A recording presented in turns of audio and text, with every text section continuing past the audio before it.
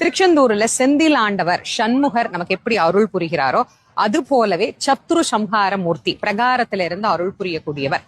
பகைவர்களினுடைய பராக்கிரமத்தை வற்ற செய்பவன் அப்படின்னு அர்த்தம். முருகப்பெருமான் பகைவர்களிடத்தில் இருந்து நம்மள ஒரு கவச்சம் போல காப்பாற்றக்கூடிய கருணை மிகுந்த தெய்வம் அப்படின்னு தான் சொல்லணும். பகைவர்களினுடைய தீய பார்வை, போட்டி, பொறாமை இது எதுவுமே நம்ம மேல படாம, அதே மாதிரி சொல்றாங்கல்ல, கண் திருஷ்டி, பில்லி, சூனியம், ஏவல், செய்வினை இது எதுவும் நம்மளை அண்டாம நம்மள அப்படியே அரவணைத்து காப்பாற்றக்கூடிய ஒரு கருணை மிகுந்த தெய்வமாக இந்த சத்ரு சம்ஹார மூர்த்தி விளங்குகிறார். பொதுவா பகைவனை அழிக்கணும் அப்படின்னு நினைக்கிறது சரியல்ல, பகைவனை வாழ வைக்கணும் அப்படின்னு நினைக்கிறது தான் சரின்னு கற்றுத்தந்த தெய்வம் கந்த கடவுள் தான்.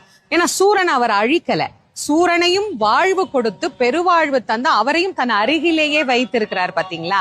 அப்படிப்பட்ட சுப்பிரமணிய சுவாமியினுடைய அருளை வேண்டிதான் இந்த கந்த சஷ்டியில நாம எல்லாரும் விரதம் இருந்து அவரை வழிபாடு பண்றோம்.